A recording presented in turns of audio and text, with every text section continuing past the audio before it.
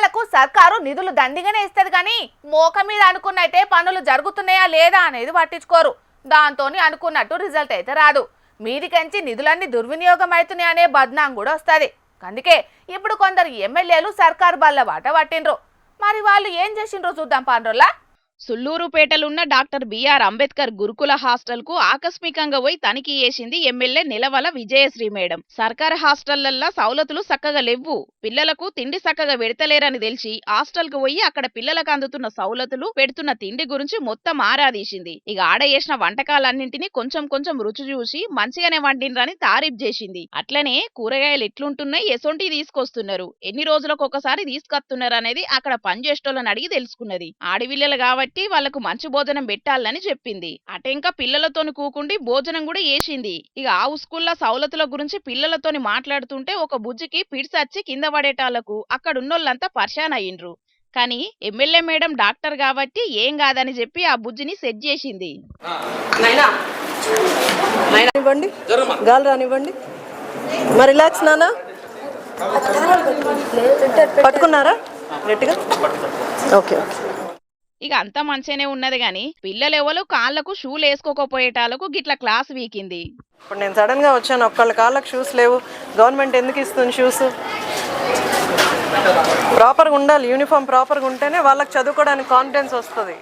అవు మరి సర్కారిచ్చేది పిల్లలు వేసుకునేతందుకు మంచిగా ధైర్యంగా తిరిగేతందుకేనాయే. కానీ కొంతమంది నిర్లక్ష్యం చేయంగా పిల్లలకు సర్కార్ నుంచి వచ్చేటి సూతం చక్కగా అందకుంటేనే అవుతున్నది. ఇక కృష్ణా జిల్లా అవనిగడ్డ ఎమ్మెల్యే మండలి బుద్ధప్రసాద్ సార్ సూతం మోపీదేవి వెంకటాపురం స్కూళ్లకు పోయి మధ్యాహ్నం భోజన పథకం ఎట్లా అమలు చేస్తున్నారు, పిల్లలు ఎట్లా చదువుతున్నారు అనేది విచారణ చేసిండు. వెంకటాపురం స్కూల్లో తెలుగు బుక్కు ఈ పిల్లగానికిచ్చి దాంట్లున్న అద్దాల బస్సు పాఠాన్ని చదివిపించిండు.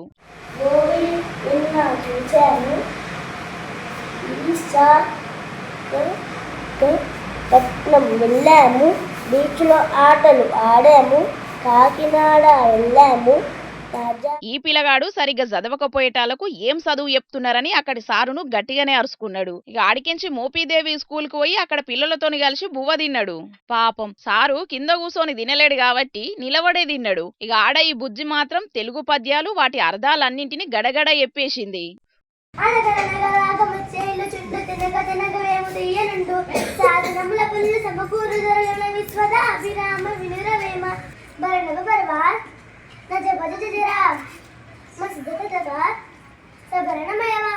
చూడకుంటేనే నోటికి బలే అప్పచెప్పింది కదా పద్యాలను. ఇక ఇట్లా ఆగకుంటా అన్నిటిని ఏపేటాలకు ఎమ్మెల్యే సారు శబాష్ అని వెన్నుదట్టిండు. ఇక అటు గుంటూరు తూర్పు ఎమ్మెల్యే మహమ్మద్ నసీర్ సార్ సూతం ఇదే పని ముంగటేసుకున్నాడు. ఇక పిల్లలకు పెడుతున్న మధ్యాహ్న భోజనం ఎట్లున్నదనేది తనిఖీ చేసుడే కాదు, స్వయంగా విద్యార్థులతోని కలిసి భోజనం కూడా చేసిండు. ఇక సారు భోజనాలయాలకు పోయినా కూడా ఇంకా పిల్లలందరికీ సరిపోయేటట్టు వంట చెయ్యలేదట.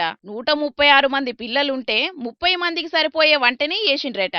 దీంతోని ఇట్లెందుకు చేసిండ్రనే దాని మీద విచారణ చేయాలని మండల విద్యాశాఖ అధికారికి ఆర్డర్ వేసిండు. మరిగా ఎమ్మెల్యేలు మంత్రులంతా ఇట్లనే కనీసం నెలకొకసారన్నా ఏదో ఒక సర్కారు బడికి పోయి అక్కడ మంచి చెడ్డల గురించి విద్యార్థులను అడిగి తెలుసుకుంటే ఎంతో కొంత మారే ఛాన్స్ ఉంటది. అంతేగాని సుక్క తెగిపడ్డట్టు ఎప్పుడో ఏడాదికోసారి పోయి ఓ 2 రోజులు హడావిడి చేసి అటెంక సప్పుడు చేయకపోతే విద్యార్థులకు అందాల్సిన మంచి భోజనం ఎక్కడ అందుతది, మంచి చదువులు చదువుకునే పరిస్థితి ఎక్కడుంటదని అనవట్టిండ్రు కొంతమంది విద్యార్థి సంఘాల నాయకులు.